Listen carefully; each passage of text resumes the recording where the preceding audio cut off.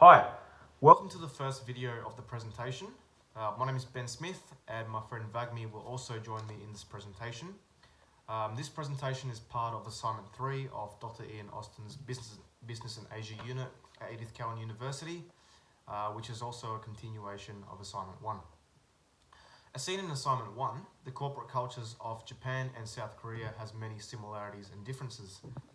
In this presentation, we will examine two companies from Southeast Asia, which are Jollibee from the Philippines and Petronas from Malaysia, as well as two companies from South Asia, which are Dialog from Sri Lanka and Airtel from India.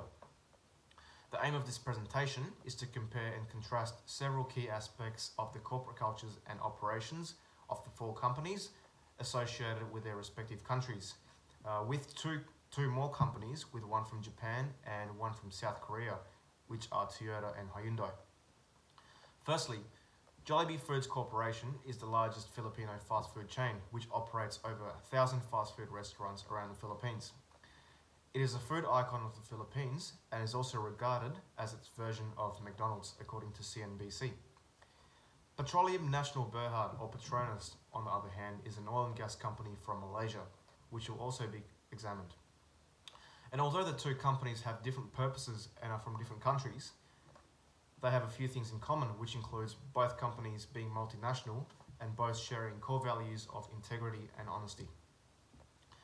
In terms of corporate culture, family orientation is part of the Philippine corporate culture, and this is used in Jollibee as one of the company's main values. The company was also founded as a family business, which is common in Filipino businesses, according to Marie Kondo. The company's family orientation has also influenced the company's operations, such as their working environment, to marketing and advertising of their products, as the traditional family is their target audience. Hyundai also shares the same view of the importance of family within the company, which is influenced by its Confucianism nature. In terms of society orientation, this concept is also similar to the Japanese concept of monozukuri, which is used in Toyota. However, monozukuri is a more people-oriented in a general context. Therefore, these factors indicate that these companies share a common belief of society orientation. In terms of employment, long-term employment for staff can provide secure income for employees, and long-term staff are most likely to be more experienced and are cost-effective for their employers, according to Ferguson 2020. Nevertheless, Filipino domestic firms are known to have high turnover rates of staff. This was the case with Jollibee, as it originally employed staff on a short-term basis, which was the opposite of Japanese monozukuri concept in Toyota, with the encouragement of long-term employment. However, recently, the Filipino government has ordered Jollibee to offer long-term employment instead of short-term as part of the new legislation, according to Reuters 2018. As a result, this will make it similar to Toyota's long-term employment focus. According to J. Hugh 2019, Hyundai, on the other hand, also has low turnover rates of staff, as South Korea is known for its low turnover rates. As part of the Filipino corporate culture, corporate social responsibility is also a part of Jollibee's commitments by providing charity work through their foundation, such as Food Aids. According to their websites, Toyota and Hyundai also have CSR contributions, such as Toyota supporting education, the environment and traffic safety, while Hyundai's CSR also includes supporting education, culture and community volunteering. As Jollibee does not implement CSR to other countries, it is recommended that Jollibee expands its CSR to other countries where they operate for a mutual beneficial relationship between the company and the locations where they operate. And the next point I'd like to address is trust.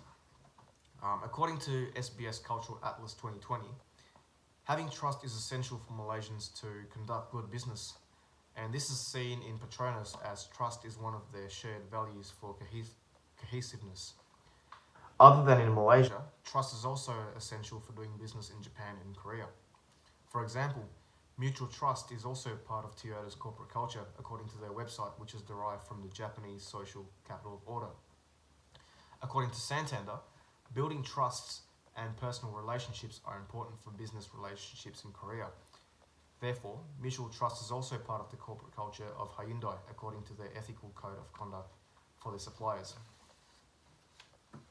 Another aspect of a Malaysian corporate culture I'd also like to talk about is group orientation. Another example of Malaysian culture in Petronas is group orientation, such as having unity and loyalty to the family, according to Comiskio Global 2019. This concept is used in Petronas with the company being treated like family. And according to the Star, sense of belonging is part of the corporation's cultural beliefs.